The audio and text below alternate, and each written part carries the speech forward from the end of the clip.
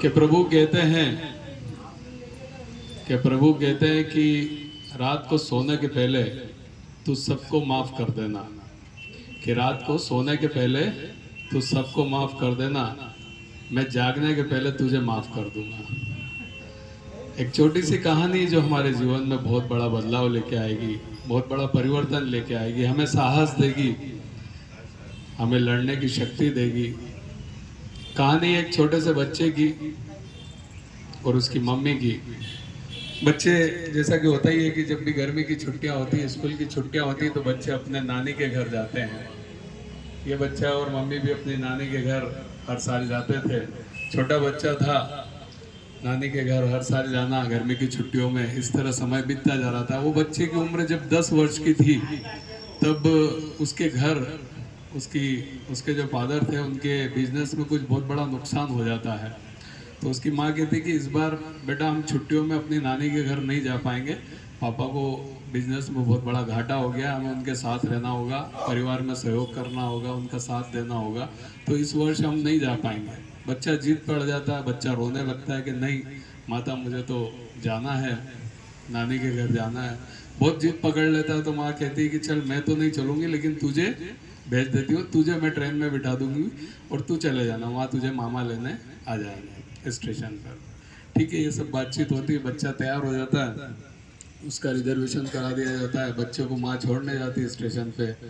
बच्चों को सारी बातें समझाती कि कोई अजनबी देखे ट्रेन में, कुछ तो खाना नहीं, अजनबियों से ज़्यादा बात नहीं करना, ये वो सारी बातें, सारी हिदायतें उसको उसकी माँ समझाती है, बताती है।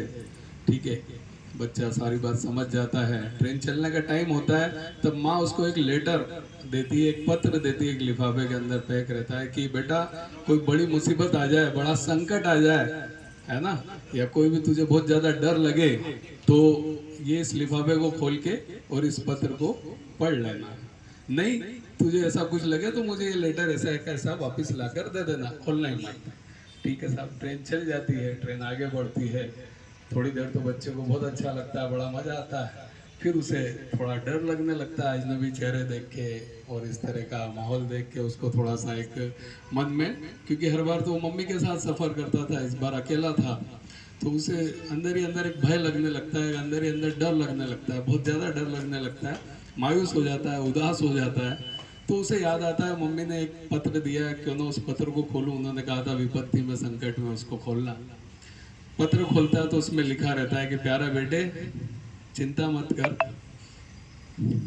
मैं तेरे साथ, तेरे ट्रेन में तेरे साथ पीछे के कंपार्टमेंट में हूँ, चिंता मत कर किसी भी तरह की, और मज़े से आनंद ले सफ़र का, और जैसे ही हमारा स्थान आएगा मैं भी उतरूँगी और तू भी उतरेगा, हम वहाँ पर मिल जाएंगे जो भी हमारा स्टेशन होगा।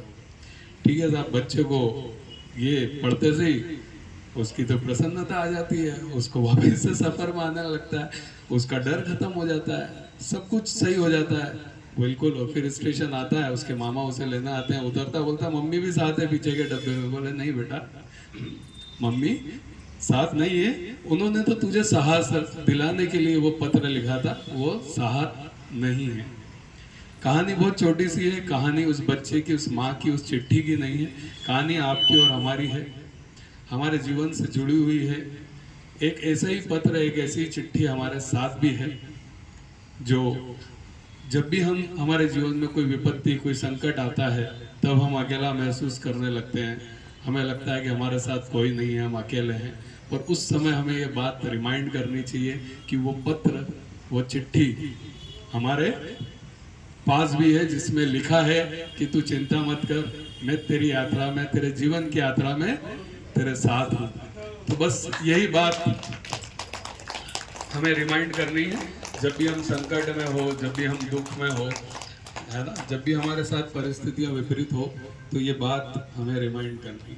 बस यही इस कहानी का सार है। धन्यवाद। एक छोटा सा भजन करेंगे।